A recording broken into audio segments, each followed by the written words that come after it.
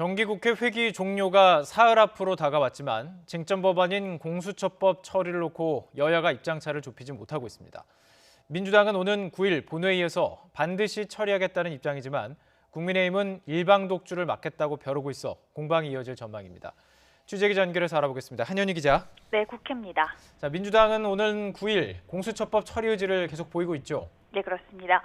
지난 금요일 박병석 국회의장이 주재한 양당 대표회동에서 이 공수처 출범에 대해서 원내대표를 중심으로 협상하자는 데 뜻을 모았는데요. 하지만 이는 이 원론적 합의에 불과하고 결국은 민주당이 단독으로 공수처법 개정안을 밀어붙일 가능성이 크다는 게 공통된 관측입니다.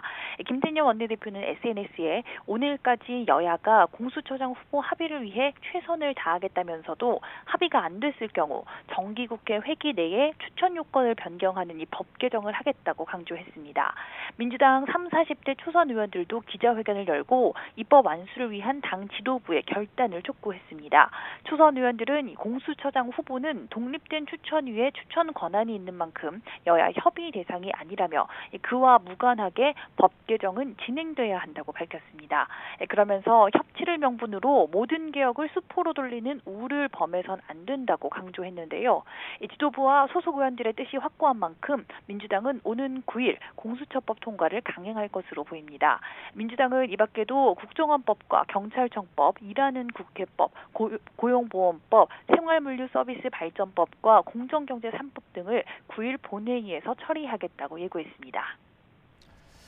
반면 국민의힘은 개정안에 찬성할 수 없다 이런 입장이죠. 네, 그렇습니다. 국민의힘은 민주당의 입법 독주를 용납할 수 없다는 입장입니다. 국민의힘 주호영 원내대표는 코드에 맞는 사람을 찾기 위해 무리할 경우 국민적 저항을 면치 못할 것이라고 경고했습니다.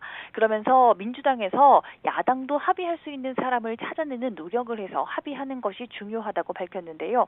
또 이를 위한 여야 원내대표 회동에 대해서도 아직 확정되진 않았지만 가능성이 없지는 않다면서 여지를 뒀습니다. 국민의힘은 여당에서 공수처법 개정안 단독 처리 가능성이 언급되는 것에 대해서는 정권의 내리막길에 가속 페달까지 밟기엔 위험하지 않느냐고 비꼬기도 했습니다.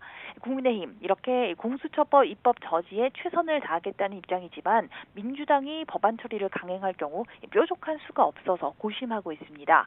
대표적인 저지 수단으로 꼽히는 필리버스터도 처리 시점을 늦추는 것일 뿐 공수처법 개정안 통과 자체를 막을 수는 없기 때문입니다. 국민의힘은 일단 추미애 법무부 장관과 윤석열 검찰총장 갈등 등으로 악화한 여론을 최대한 활용할 것으로 보이는데요. 이와 관련해 지금 의원총회를 열고 향후 입법 대응 전략을 논의하고 있습니다. 지금까지 국회에서 YTN 한현입니다.